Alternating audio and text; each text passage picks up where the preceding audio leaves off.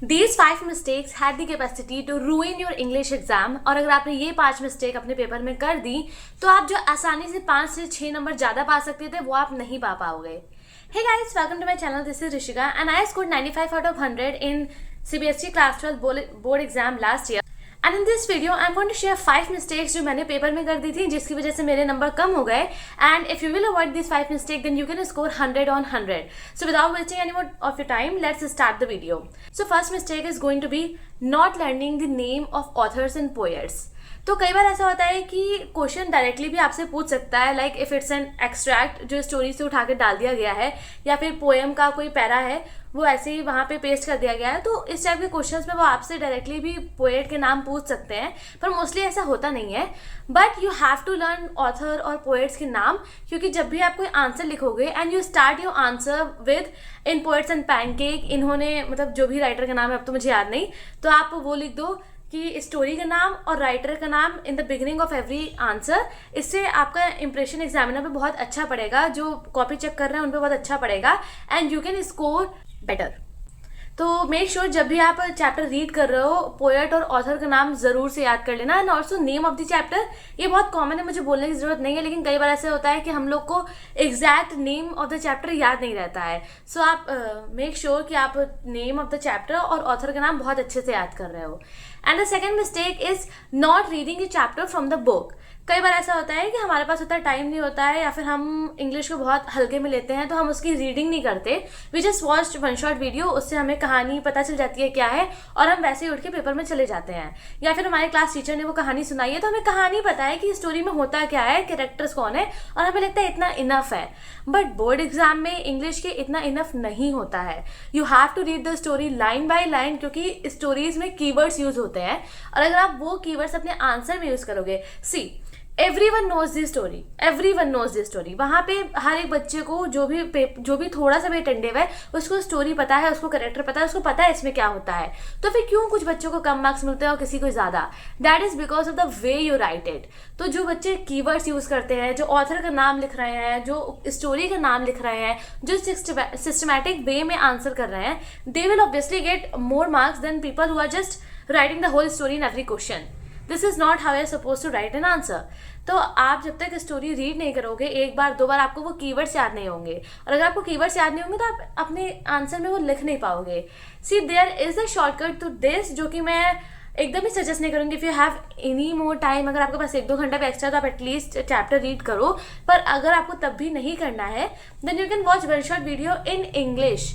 English के one shot video को आप इंग्लिश में ही देखो, क्योंकि जब वो आपको एक्सप्लेन करेंगे then they will use keywords जो स्टोरी में यूज हुए हैं। अगर आप उसको हिंदी में देख लोगे so there will be no point of watching it, क्योंकि वो आप कीवर्ड्स वगैरह यूज होंगे नहीं।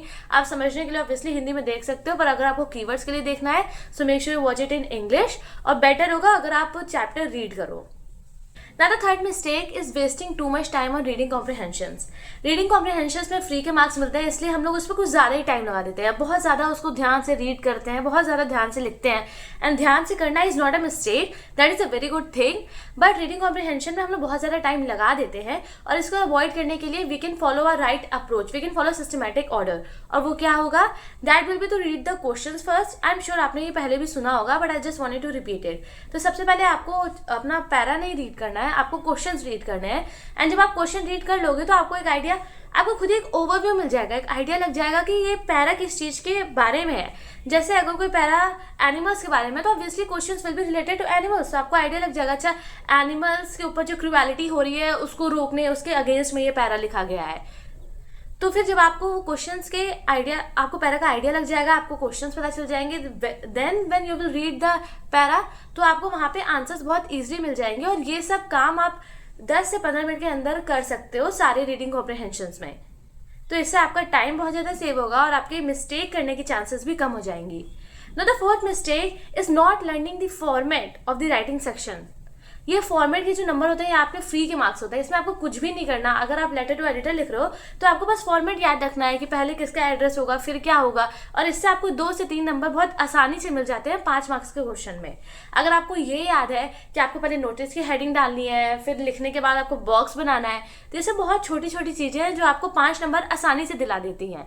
सो राइटिंग सेक्शन में फॉर्मेट ना याद करके जाना ये आपकी सबसे बड़ी गलती हो सकती है, क्योंकि आपको इससे फ्री के मार्क्स मिल सकते हैं।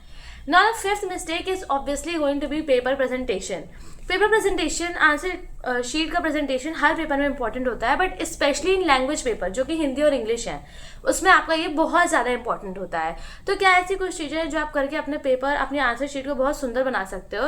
That is obviously drawing the line after every question is complete. आप ब्लू स्केच से, आई गेस ब्लैक तो बोर्ड्स में अलाउ नहीं होता, तो आप ब्लू स्केच से हर आंसर के बाद एक लाइन ड्रॉ कर सकते हो। You have to highlight the name of author, the name of the chapter and the keywords you are using in an answer.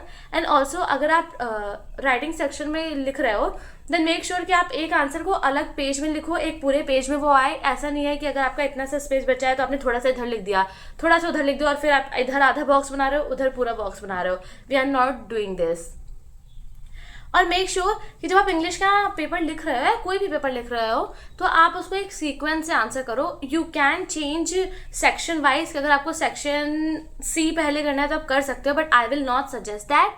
I will say कि आप आंसर नंबर 1, 2 इस तरह करो। और अगर आपको बहुत दिक्कत है कि आपको नहीं आ रहा है इसमें क्या होगा, देन यू कैन राइट कि this answer is at the back, ऐसा कुछ जिससे जो कॉपी चेक कर रहा है उसको पता हो कि ये आंसर आखिरी में है और आपका कोई भी आंसर मार्किंग से बच ना जाए। So these were the 5 mistakes that you should avoid if you want to score 100 on 100 in English. And I hope this video was helpful. If it was, then don't forget to like, share and subscribe my channel. And also if you have any doubt, then leave it in the comment section. I'll be active and I'll try to answer as many as I can. And all the best for your paper, all the very best. And I'll see you in the next video. Till then, take care. Bye.